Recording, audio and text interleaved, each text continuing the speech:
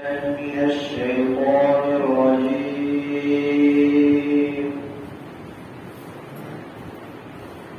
بسم الله الرحمن الرحيم. وبشر الذين آمنوا وعملوا الصالحات أن لهم جنات تجري من تحتها الأنهار كلما رزقوا منها من ثمرة رزقا قالوا هذا الذي رزقنا من قبل وأتوا به متشابها ولهم فيها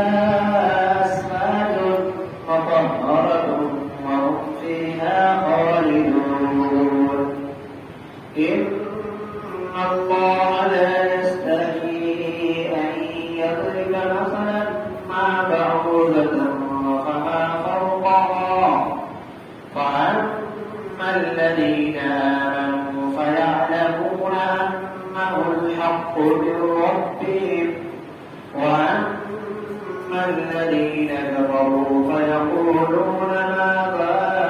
أراد الله بهذا مثلا يضل به كثيرا ويهدي به كثيرا وما يضل به إلا الفاسقين الذين ينقضون عهد الله من بعد ميثاقه ويقطعون ما أمر الله به أن يوصل ويفسدون في الأرض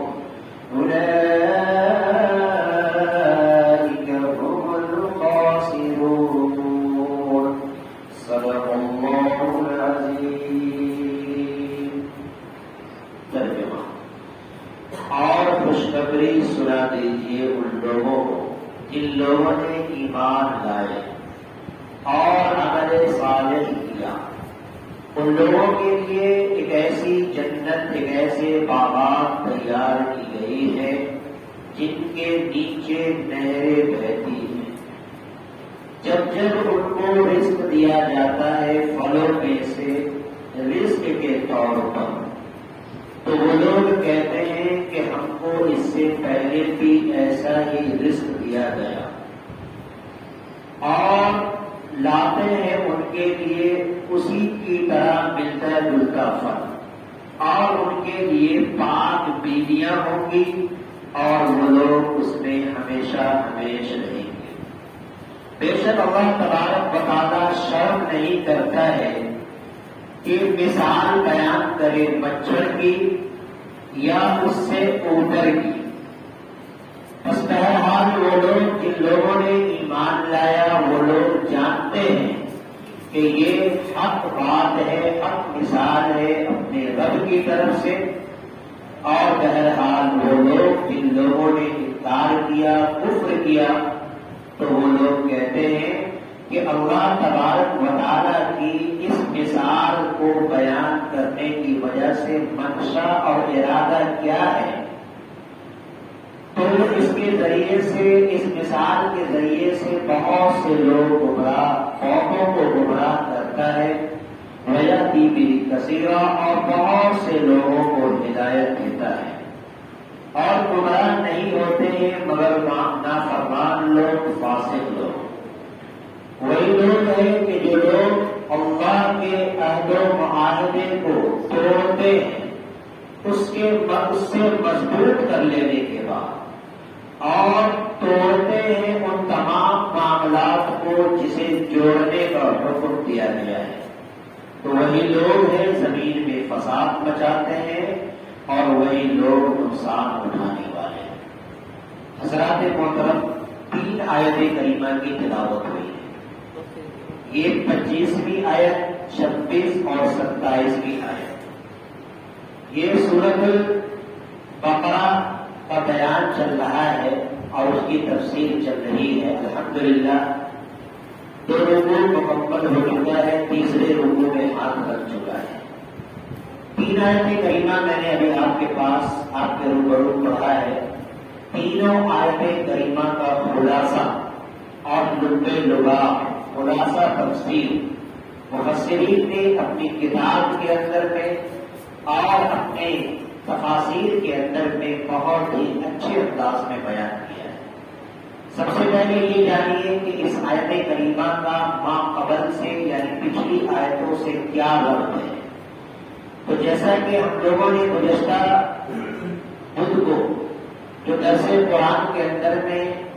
کچھ باتیں سماعت کی تھی اور سنی تھی پڑھی تھی کہ اس میں اللہ تبارک و تعالیٰ نے جو منکران اسلام ہے منکر اسلام ہے کفار مکہ ہے جن لوگوں کو یہ شک و شبہ ہوا تھا کہ اللہ تبارک و تعالیٰ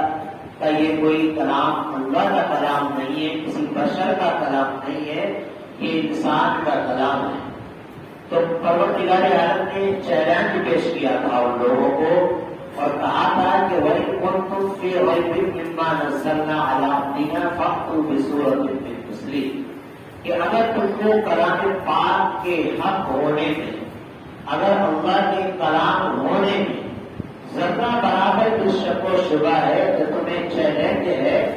کہ تم اپنے اللہ کو چھوڑ کر تمام ماتحتوں کو بلا لو تمام معبود کو بلا لو اور اس جیسی ایک صورت بنا کر پیش کرو. تو ان لوگوں کو اللہ نے یہ چیلنج کیا فَإِلَّمْ تَفْعَلُوا کہ تم ہرگز نہیں کر سکتے تو یقیناً تم نہیں کر سکتے تمہارا دعویٰ بالکل باطل اور بیکار ہے. اب یہاں سے یہ بتا رہے ہیں کہ ان لوگوں کو یہ خوشخبری سنا دیجیے جن لوگوں نے ایمان لایا ایمان کی دولت سے اپنے سینے کو سراب کیا اور عمل صالح کیا نیک کام کیا. تو یہاں پر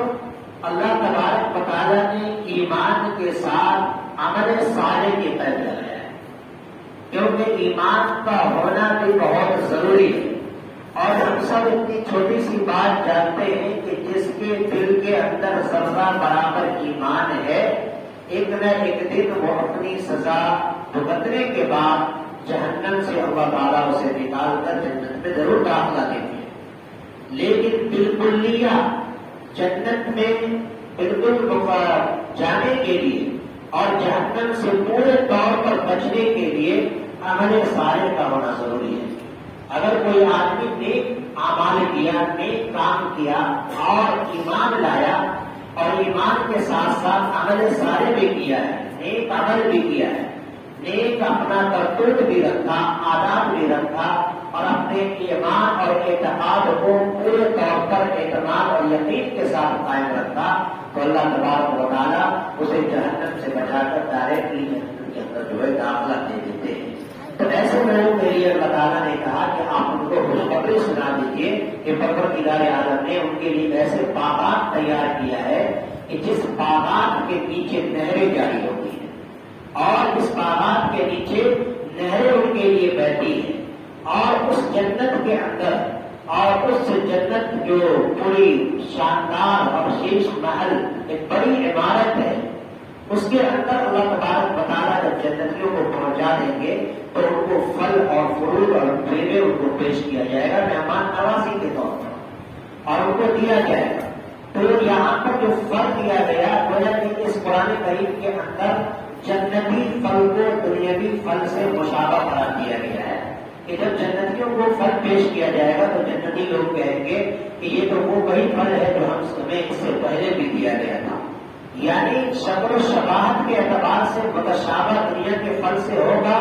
لیکن ذائقے کے اعتبار سے جو ہے وہ پھل جنت کا بالکل الگ الگ ہوگا. وہ دنیا کے پھل سے فروٹ سے بہت زیادہ مزیدار ہوگا اور مزے کے اعتبار سے جو ہے دنیا کے فروٹ سے بالکل الگ الگ ہوگا. تو بولا ان کے لیے اسی سے ملتا جلتا پھل لایا جائے گا.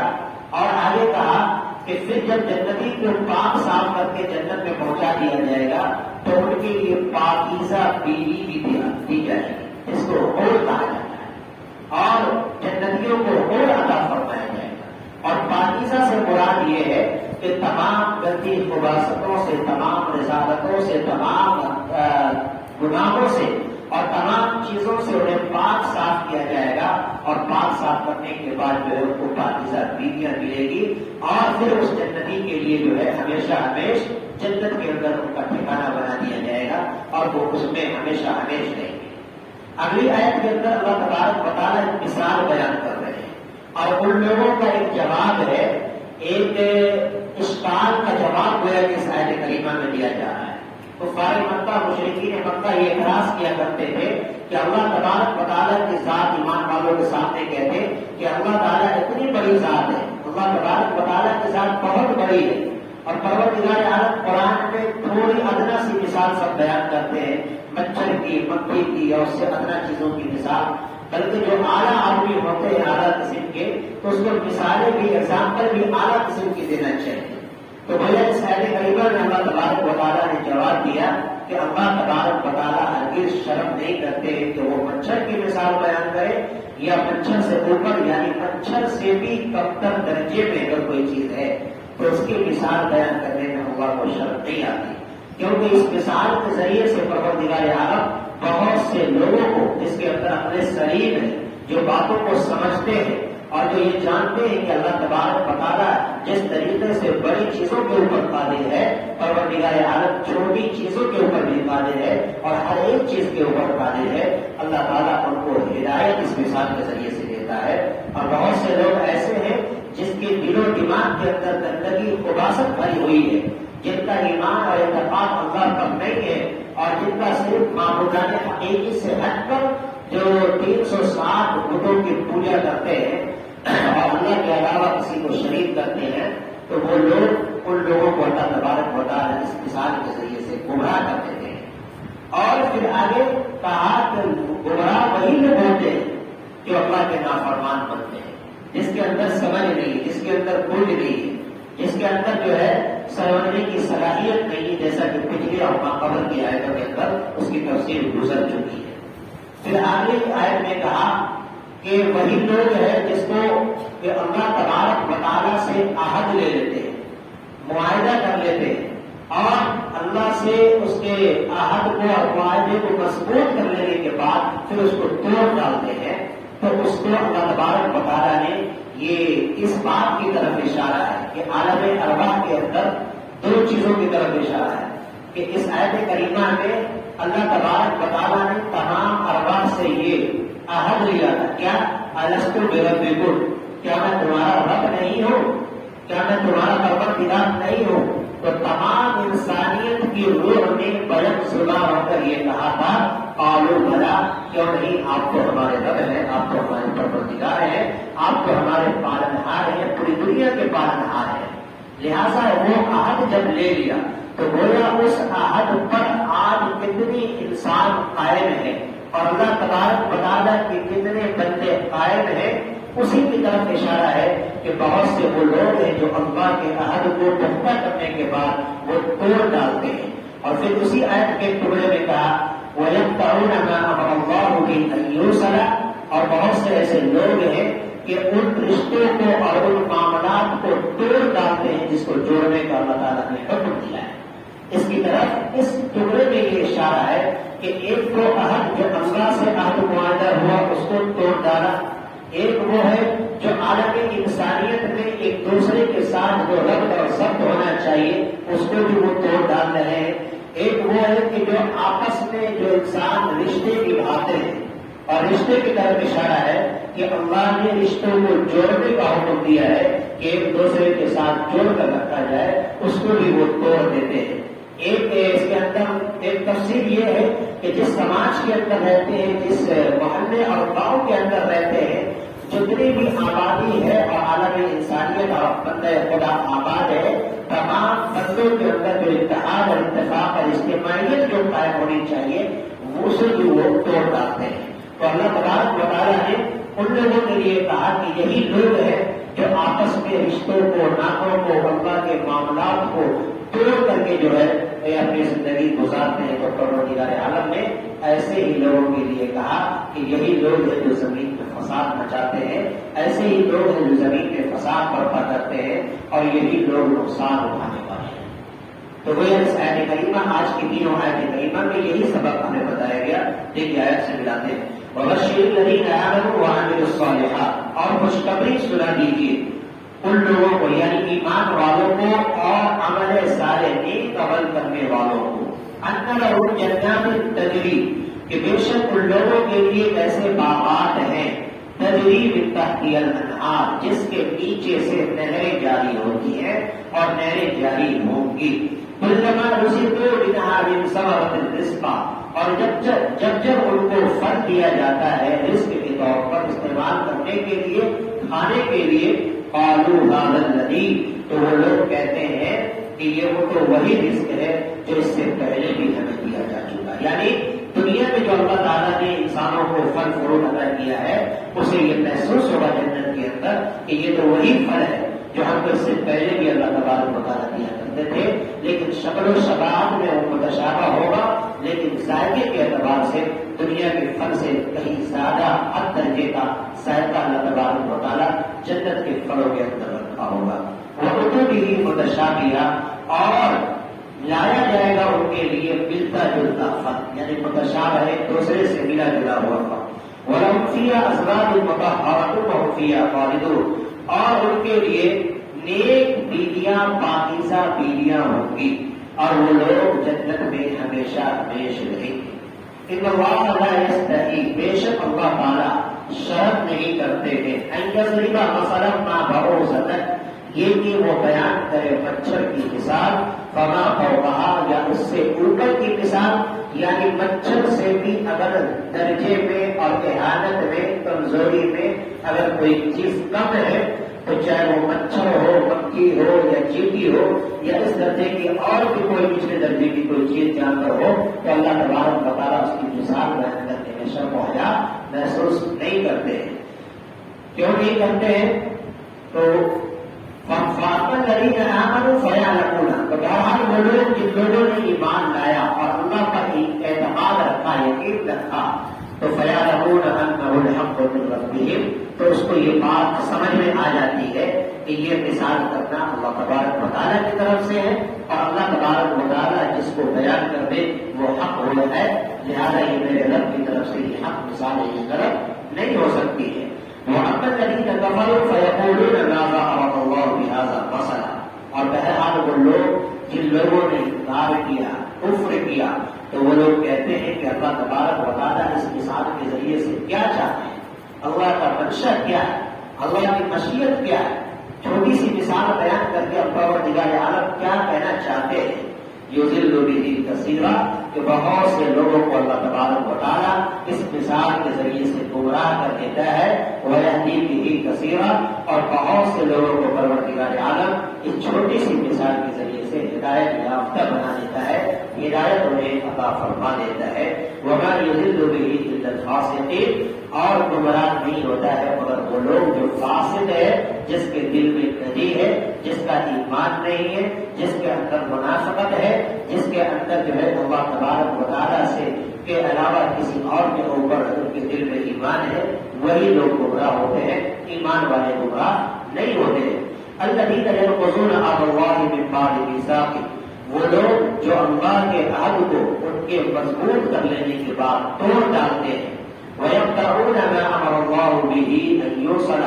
اور قطع تعلق کرتے ہیں اور توڑتے ہیں ان تمام معاملات کو جس کو جوڑنے کا اسے حکم ملا ہے، جس کے اندر بہت سی چیز آئی ہے کہ اس میں یہ بھی مراد ہے کہ انسان اپنے رشتے کو بھی مضبوطی کے ساتھ تھامے رکھے، رشتے میں قطع تعلق نہ کرے، اور انسانیت کو ایک انسانیت سے مل جل کر رہنا چاہیے۔ اللہ تبارک و تعالیٰ کا جو عہد و معاہدہ ہے اور نبی علیہ الصلوۃ والسلام کی جو شریعت ہے، ان تمام چیزوں پر اپنے آپ کو پابندی کے ساتھ چلتے چلاتے رہے، لہٰذا یہ چیز مراد ہے۔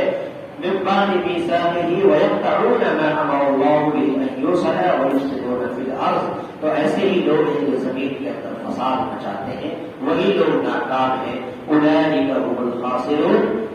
ایسے ہی لوگ اور وہی لوگ خسارہ اور نقصان اٹھانے والوں میں ہیں۔ لہذا مجھے اور ہم سب کو آج کے اس سبق سے اور آج کی اس آیت کریمہ سے یہ پیغام ملا کہ اللہ تبارک و تعالیٰ سے جو ہم سب نے عہد لیا تھا، عالم ارواح کے اندر ہم سب کی روحیں اور یہ اس سے عالم انسانیت کی روح نے جو عہد لیا تھا، جو عہد لیا تھا، اس عہد پر ہمیں قائم رہنا ہے۔